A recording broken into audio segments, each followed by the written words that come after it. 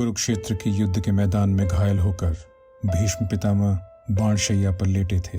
अंदर से वो बहुत दुखी हो रहे थे। सूर्य उत्तरायण होने आया था, लेकिन पितामह के प्राण अभी नहीं निकल रहे थे। उनके प्राण मृत्यु के लिए छटपटा रहे थे।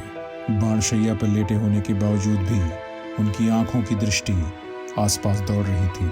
उनके मन को शांति नहीं मिल पा रही थी। ऐसा क्यों हो रहा है, उनकी समझ में ये नहीं आ रहा था। धनुर्धर अर्जुन ने धरती में जोर से बाण मारा। पाताल गंगा बाहर फूट पड़ी। पवित्र गंगा का पानी भीष्म पितामह के मुंह में गया, लेकिन उन्हें चैन नहीं मिला। अगल बगल पांडव खड़े हैं। उनके मन में प्रश्न उठता है कि पितामह के प्राण अभी तक क्यों नहीं निकल पा रहे। श्री कृष्ण पितामह के निकट गए। पितामह सुन सके इस तरह, किंतु धीरे से बोले, आपने पाप देखने का पाप किया है, इसलिए प्राण नहीं निकल रहे। पांडवों को आश्चर्य हुआ। श्री कृष्ण ये क्या कह रहे हैं? दादाजी ने पाप किया? वे पाप के साक्षी हैं।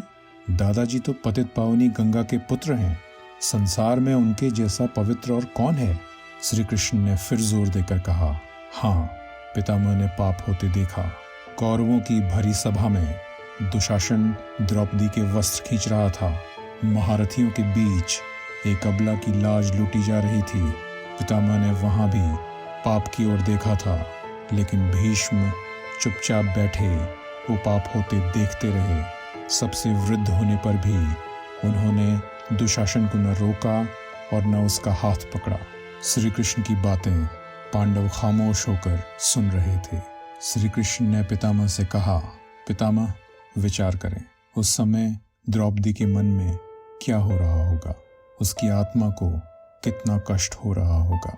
आपने दुशासन का पाप अपनी नजरों से देखा था ना? उस पाप के आप साक्षी थे या नहीं? अधर्म करना पाप है। उसी तरह दूसरे का अधर्म चुपचाप देखना और उसे रोकना नहीं, ये भी पाप है। वही पाप आपको इस समय कष्ट दे रहा है। इसीलिए आपके प्राण नहीं छूट रहे, आपकी आत्मा रो रही है। बाणशैया पे पड़े भीष्म की नजरों के आगे वो प्रसंग चित्रपट की तरह दिखाई देने लगा। द्रौपदी का दया की भीख मांगता चेहरा उनकी नजरों के आगे जा खड़ा हुआ। मन ही मन वो अपने पाप का पछतावा करने लगे। ठीक उसी समय सूर्य उत्तरायण की तरफ झुका और पितामह ने पछताते हुए अपने प्राण छोड़े।